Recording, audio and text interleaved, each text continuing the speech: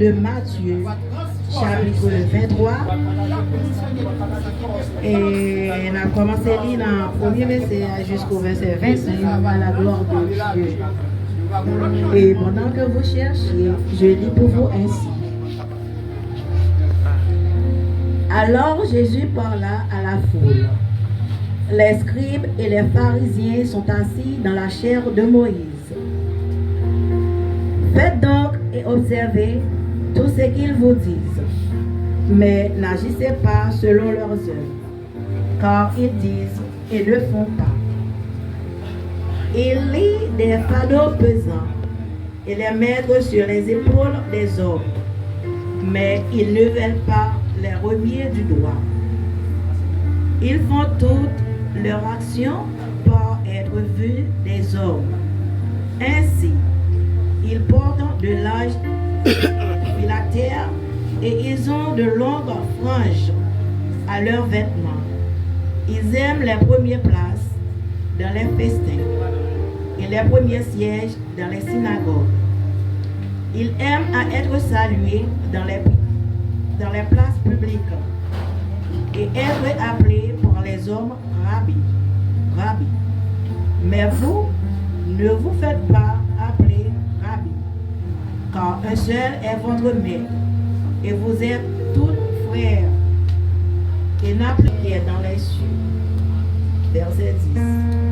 Ne vous faites pas appeler directeur, car un seul est votre directeur.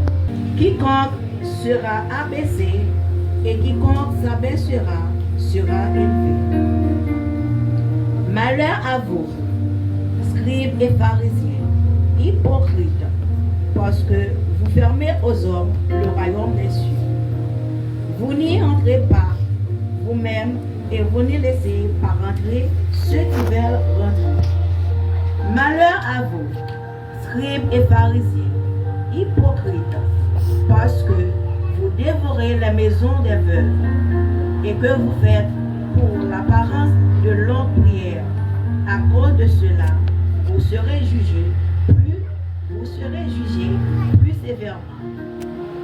Malheur à vos scribes et pharisiens, hypocrites, parce que vous courez la mer et la terre vous fait un prosélyte, et quand il est devenu, vous en faites un fils de la géhenne, 2 fois plus que vous.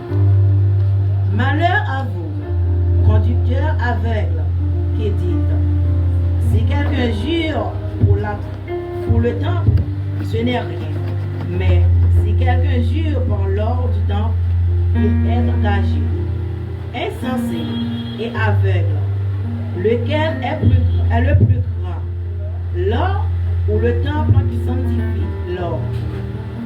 Si quelqu'un dit, vous encore jurez par l'autel, ce n'est rien.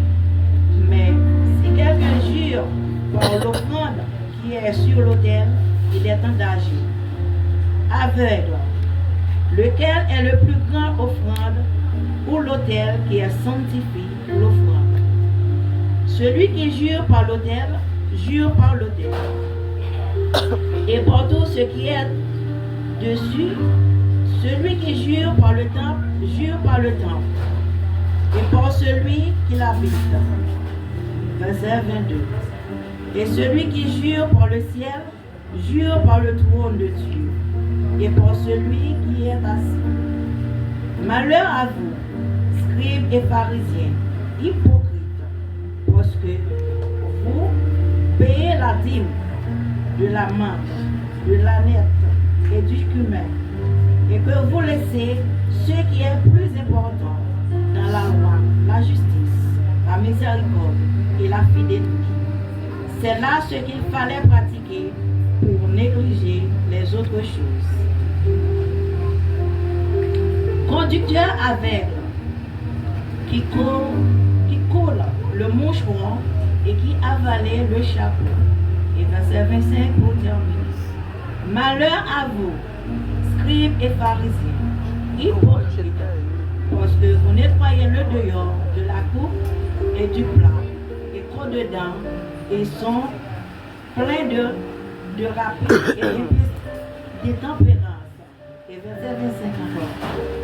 Malheur à vos scribes et pharisiens, hypocrites, parce que vous nettoyez le dehors de la coupe et du plat qu'ils l'ont dedans. Ils sont pleins de rapines et de tempérance. Parole du Seigneur. Dieu bénit nous. Depuis matin, nous avons une exhortation. Nettoyant dans nous, on va nous nettoyer dehors. Souvent, encore à belle, et puis en dedans, il fait